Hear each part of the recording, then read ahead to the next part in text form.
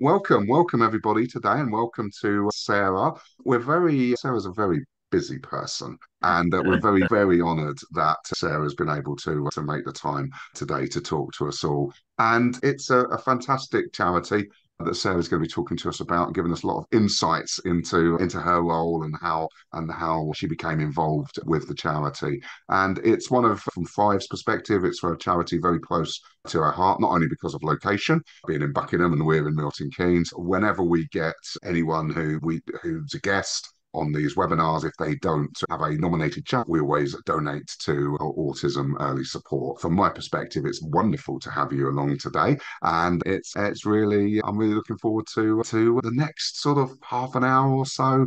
And as we said, there's lots of opportunity for questions as well. Sarah, I'm going to hand it over to you and do your introduction because I know you're going to talk about yourself as well. But yeah, I'm really looking forward to. I'd love to hear your journey because although we've met a few times, I've never seen it from this perspective. So please, Sarah, take it away. Oh, thank you, Simon. Thank you so much. I've really enjoyed putting this together, actually. It's always good to do some self-reflection and think about how your journey can be interesting and relevant to other people as well.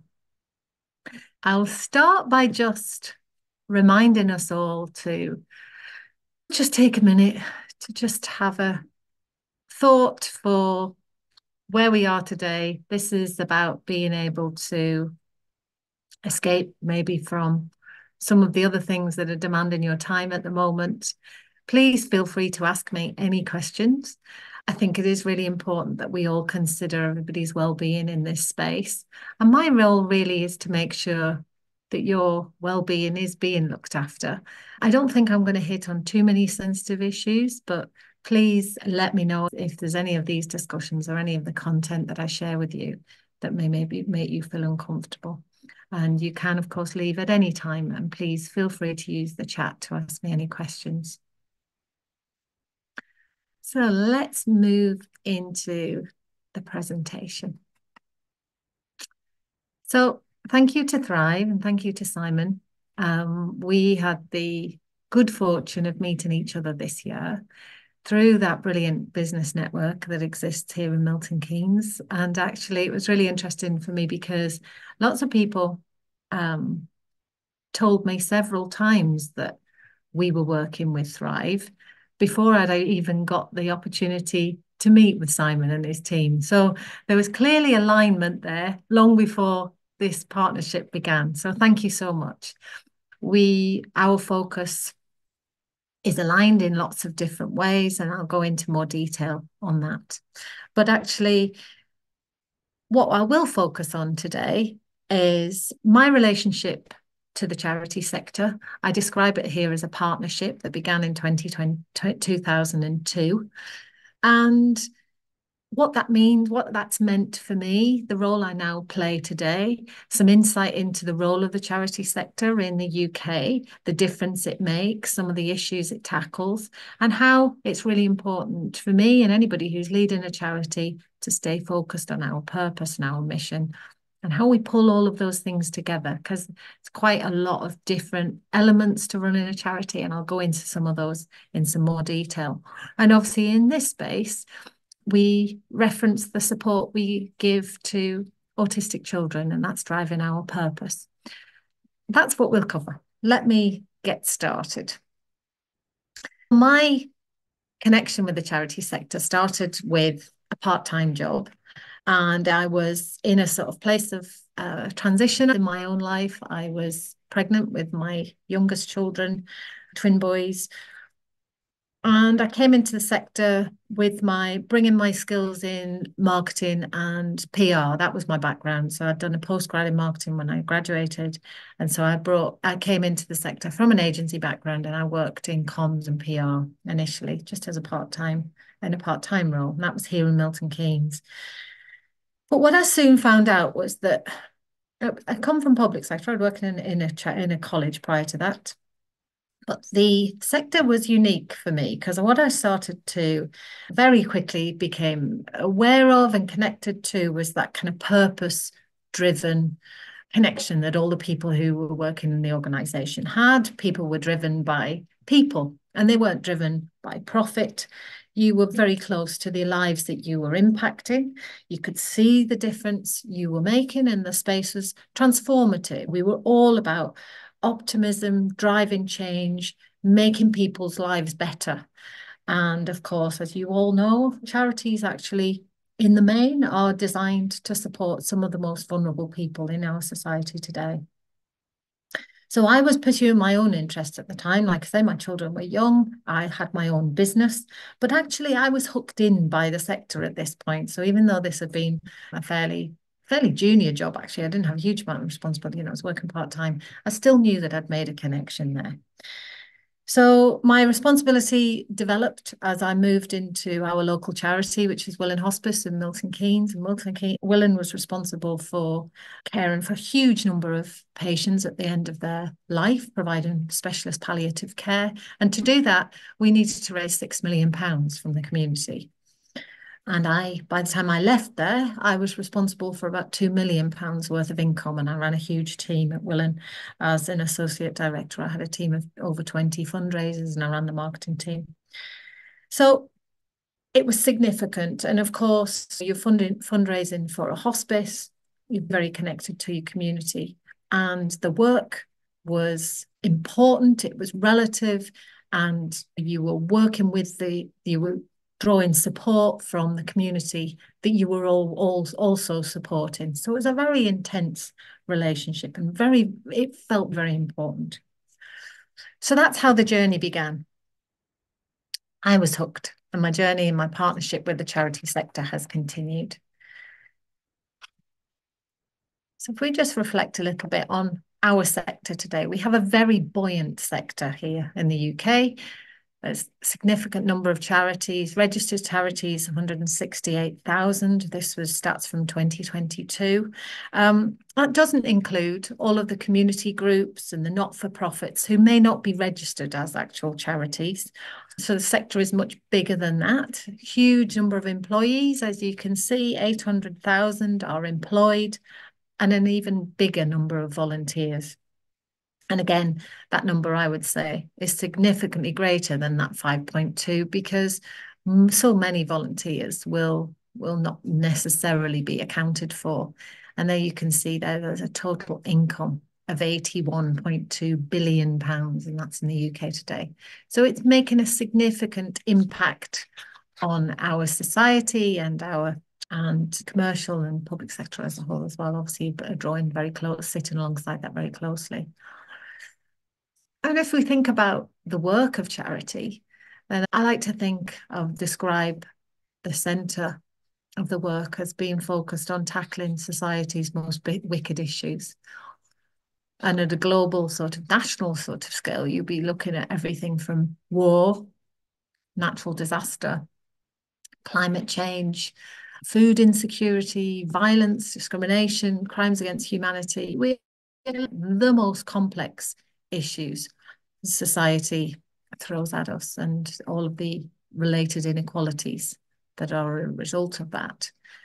And the tackling of those issues is designed to help us create a more civil society where social change is at the centre of the work of charities, driven by equity and inclusion, fairness, raising awareness, lobbying in government, preventive work, but also the more positive works around enrichment, leisure, culture, celebrations of diversity, difference, community. So there's a huge mix and a huge contribution of positive change that the sector enables and brings to every community. And of course, I would think the charity would describe ourselves as change makers. The charity sector are comfortable with change because actually that's what we're always about. And really, so much of their work and so much of their focus is on enrichment and knitting communities together to make them better places to live. So the charity I run it was registered in 2001. So we are now we're over 20. I quickly do the maths, we're 22. And our focus is the same, our purpose is the same. as it was when it started out, actually. Although now we work with older children. We don't just work with little ones. We work with children up to the age of 12 and from as young as 2.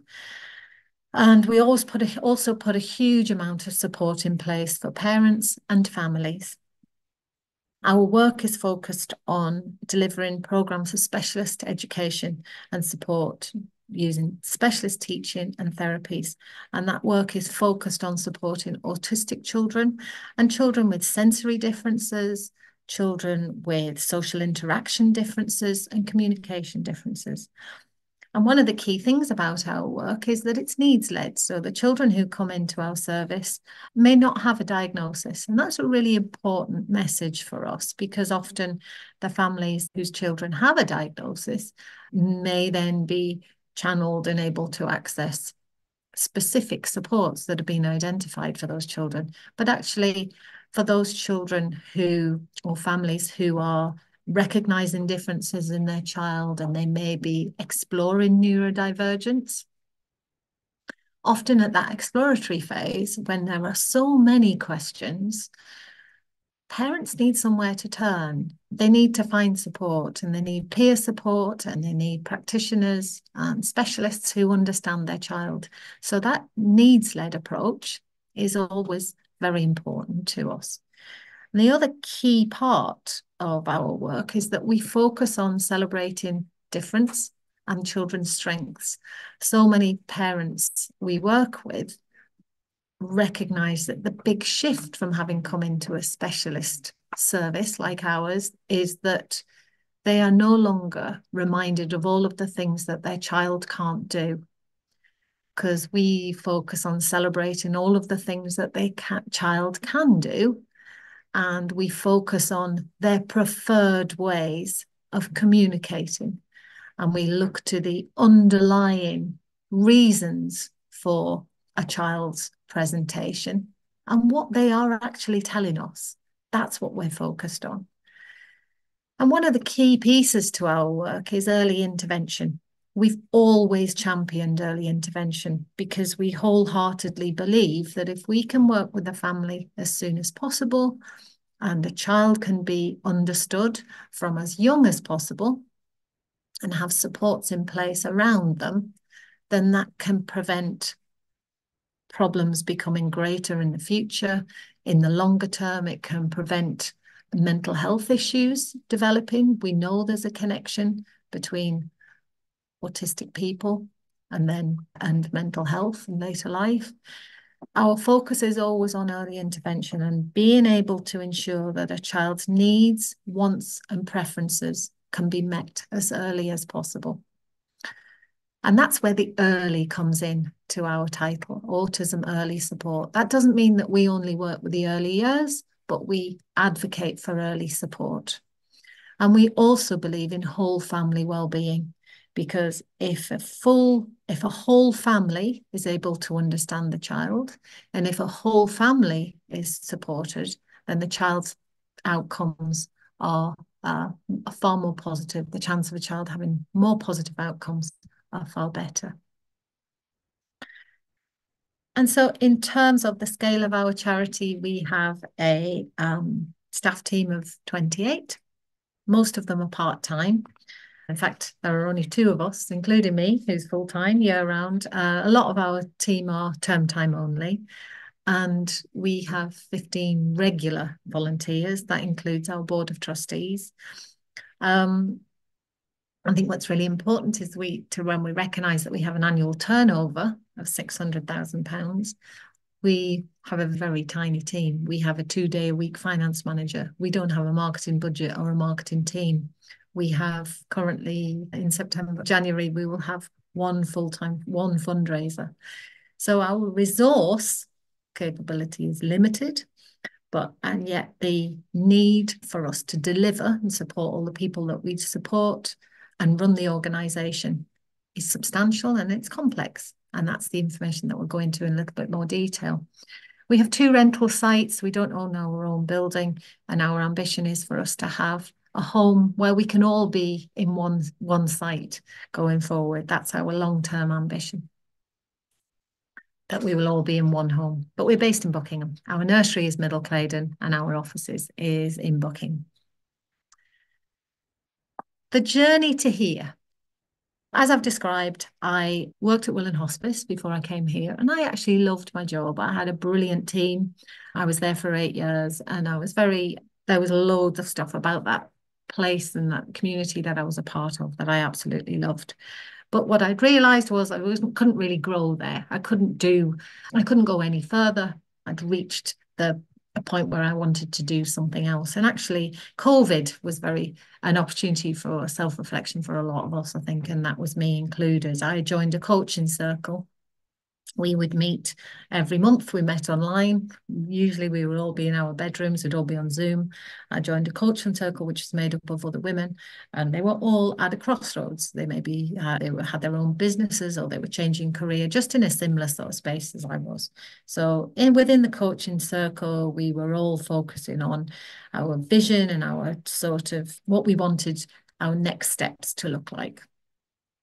And I knew that I wanted to make a significant difference. Like I said to you, I was committed to the sector. I wanted to stay here. And as part of that process of creating a vision of what I wanted my next stage of my career to look like, I'd identified that I wanted to work in a charity that was small, that was local, that was family focused. And I drilled that down further, and that became child focused. I knew that I wanted to work with a specialist team because I'd really enjoyed working with subject matter experts in my previous role. From a marketeer's perspective, I knew that if we had a service that was delivering exceptional quality, it was easier to talk about. It was easier to make connections to. You were confident in the service that you provided. And I wanted to find that again. Never in all of the time that I worked for the hospice did I ever meet anybody out in the community who told me that they'd received poor care from the team at the hospice. And I wanted to replicate that wherever I went. Somewhere that I really felt I was proud to be a part of. And I also knew that I had got so much from making those connections and connecting people who had clear charitable objectives and how they wanted to connect those to need in the community. So I was really keen to be able to find an organisation where I could make that happen for people. So I mapped out a plan. I was all set. The next bit was really just making the move. And how Autism Early Support and I found out each other this is actually what happened. I'd started a search loosely. It wasn't particularly focused at the time, but I'd started a search. I'd started to dip my toe into it and was about to join a call one morning. It was Tuesday morning, about to join a call, and I had about 30 minutes before the call started, and an job ad popped up. And it was this job ad, Autism Early Support, formerly Puzzle Centre, which I knew were looking for a chief executive. So, of course, I'd done the work. I had the CV, I'd done the letter, etc. It was all done. Tweaked the letter and sent it. Started the process. My first interview was at 8 a.m. on Zoom. I was in my bedroom with calling with the chair and our COO. Second was also online, an online interview. All of these things happened in COVID. 2 trustees. And then my third was a face-to-face, fairly grueling. They put me through my paces, face-to-face interview in a village hall, all socially distanced with the trustees. I presented to them and I met the senior team in the shed at the hospice. Sorry, not at the hospice, at the nursery. And we were all in masks and we were all socially distanced in a shed in the garden at the nursery. And that just all seemed to work. The process took probably about 3 to 4 weeks, all in all. I liked them and they liked me. And so I felt like we were well aligned. We were well aligned from day one. They had ambitious plans. I was ambitious. I wanted to make a difference. They needed new leadership. And I felt that I could deliver that. They needed a fresh approach and new direction, and I needed a challenge. And we were both our authentic selves. And I really liked that from day one. I was honest with them. They were honest with me. And so that's how our partnership started. And I feel now, looking back on that there was lots of alignment there, and that's helped. That certainly helped, and certainly helps with where we are today. We have a very collaborative approach to everything we do. So that whole first settling in bit was a bit of a roller coaster. I had a 3-month notice period and leaving my other job. So then all of a sudden, this kind of realization that you have taken on this huge commitment very quickly sinks in. I planned well, and I read a book by Michael Watkins called The First 90 Days. I can highly recommend it. It was very, very common sense. It was very logical for me, and there was lots of key takeaways that made a huge amount of sense. One of the key ones was about connecting with stakeholders. So actually really spending the first, committing a huge amount of time to begin with the people who have a stake in the organisation. And that included everybody, both internally and externally. So I spent a huge amount of time listening, asking questions. I did prepare a bit of a crib sheet, really. I spent one-to-ones with all of the trustees, all of the staff, volunteers, parents. And I did that for a good 3 months, I would say, on and off. And so that connection was really key. I gained a huge amount of insight from doing that, both with internal and external stakeholders. And one of the things I love about that quote from Stephen Covey, and I really do believe in active listening, and actually all of the time, and it's been still a key part of my job, is to listen to understand. Because I think often you may recognize this, but you often find yourself in that place of listening with a intention to give a reply. So you may not be fully taken on board what you're hearing. And that was a really key piece for me, that I had to really absorb this story that so many people could share with me. Because what I realized very early on was that I was inheriting a legacy, this 20-year legacy that had been created by this fantastic visionary founder, who is still one of our trustees. She's still very involved. And she created this amazing service, which had survived as a charity for 20 years. And that's a huge achievement. So I was inheriting this legacy that I had to hold, and felt very as though I'd been given this kind of really important gift that I had to hold dear and look after and take forward, so that the next 20 years of our term was going to be as impressive as the previous.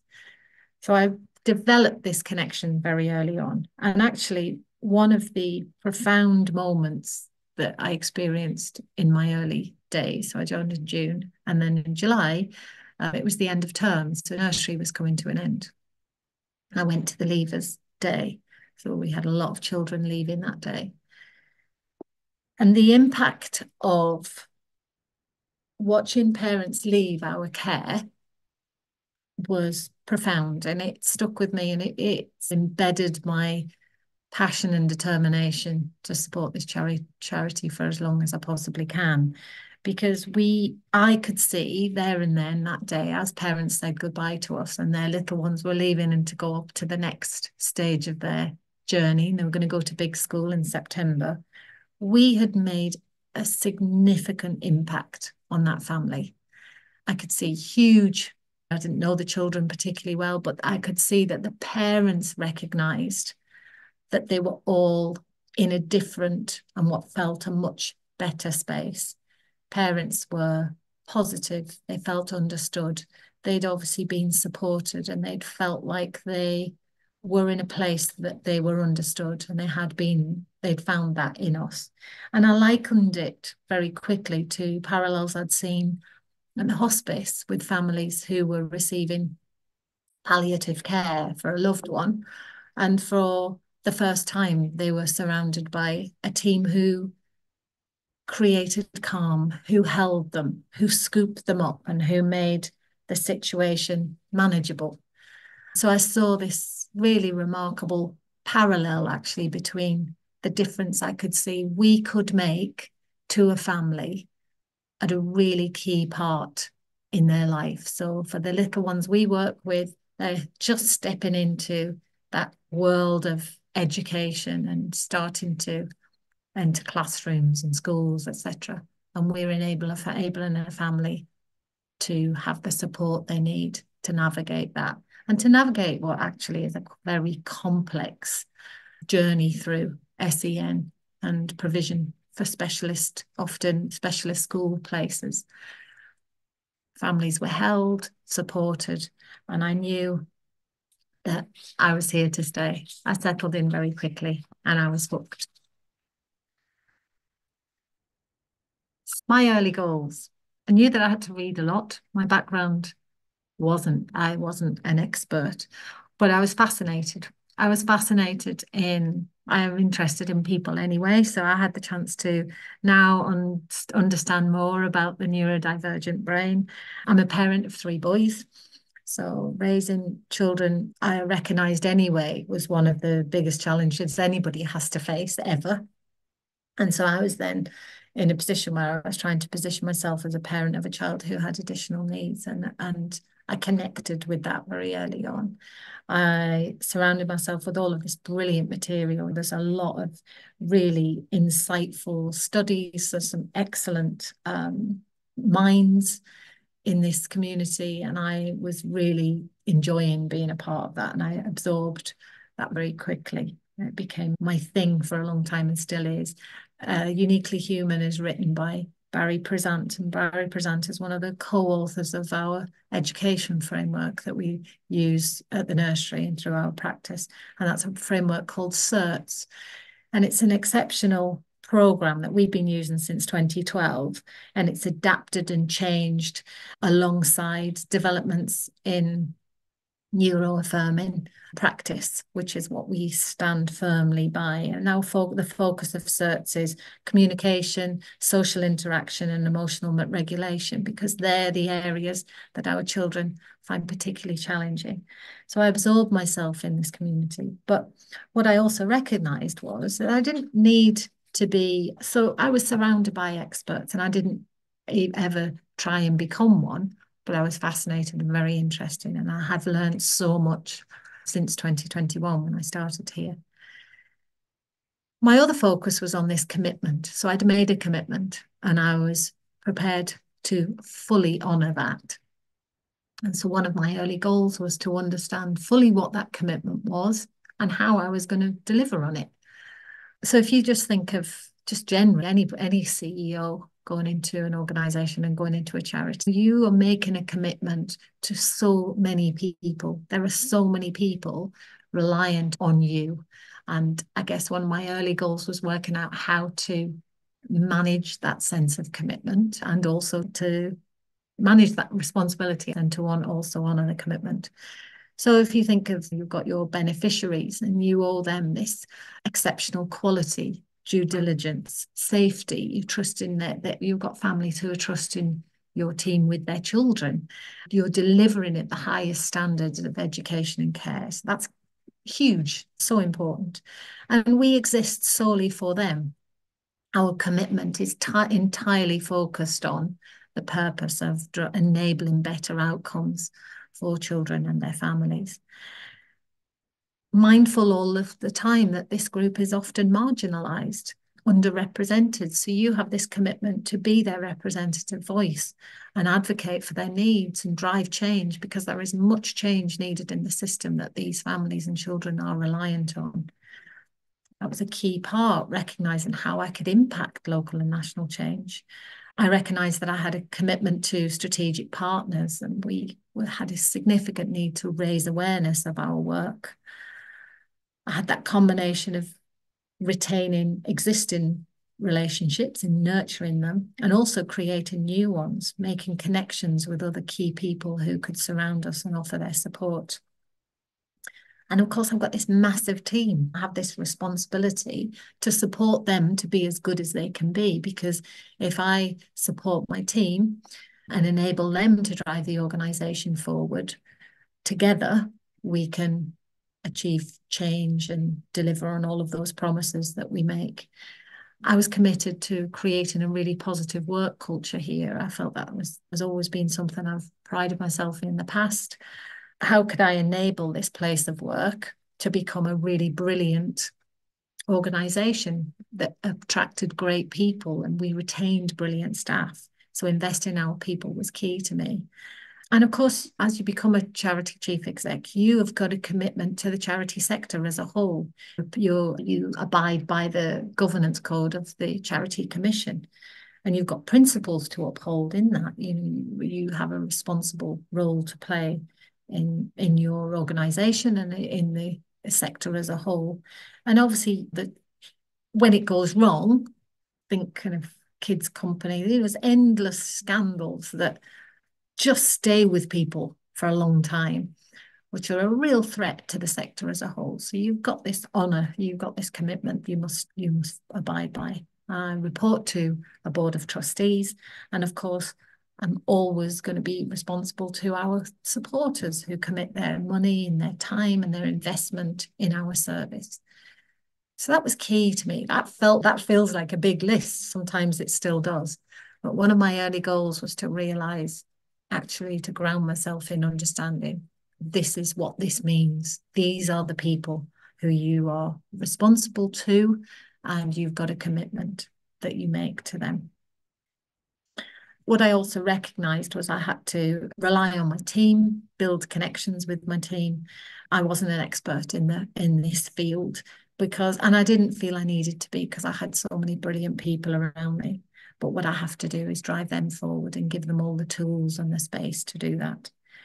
So one of my first pieces of work was to create a strategy, was to create a roadmap for us. We were coming out of COVID. They hadn't had a chief exec here for a while. We needed some direction, and our focus was simple. It was invest in our people, invest in our infrastructure, and work towards long-term sustainability. So just to round up, let me just give you a bit of a picture of the context that we work in today. Stats are not great.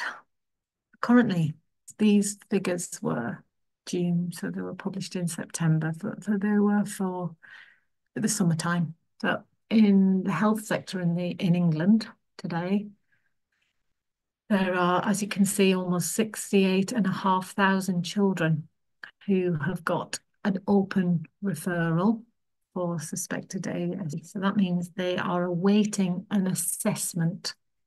They are just waiting to be assessed for ASD. And across the UK, and it varies from region to region.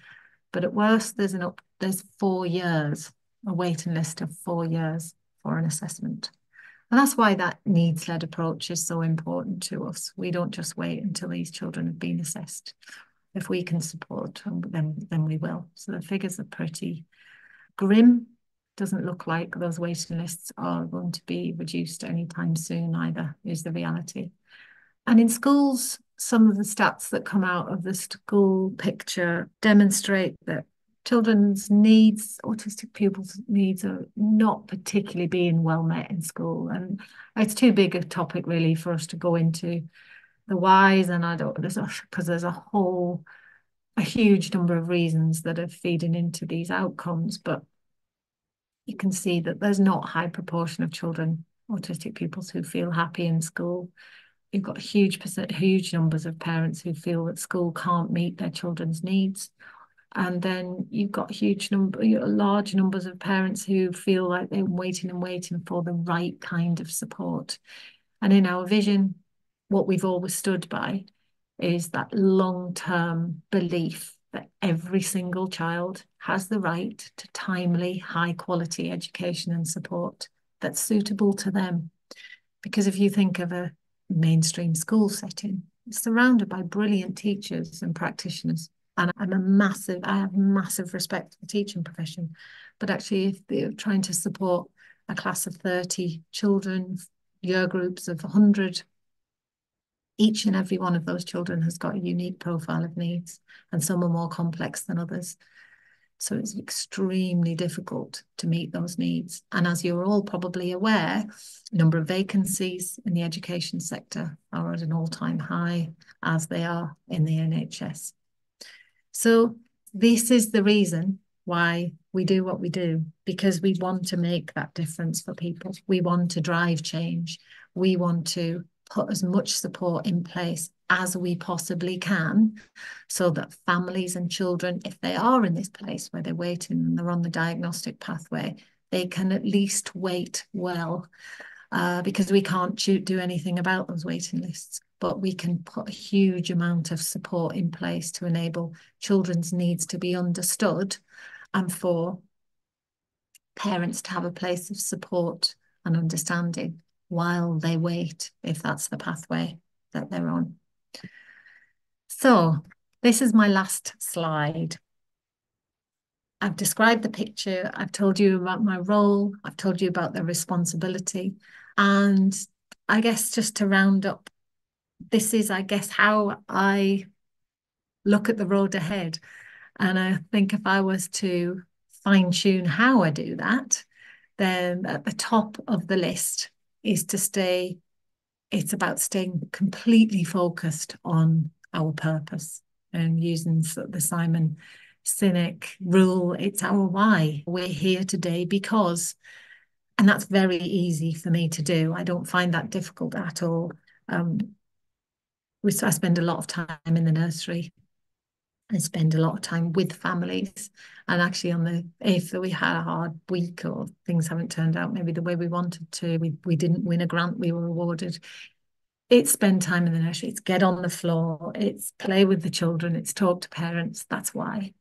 We're a very people-focused organisation. I continue to invest in our team, spend time with them, listen to what they need to do, because we couldn't do what we do without them. So celebrating their success is really key. We talk about our impact. We celebrate that. We've only just this week put up loads of lovely pictures of children that we've worked with, and that gives our staff, those little things make a big difference. What isn't going to change is the need for us to learn how to do more with less. Our resource is extremely limited. We're not in a situation where it's always easy as a charity sector to be able to do an annual pay rise for our staff. And yet we must employ the right people and we must retain staff. So you are constantly trying to be as efficient as possible with every single resource that you manage. And I don't think that's going to change anytime soon.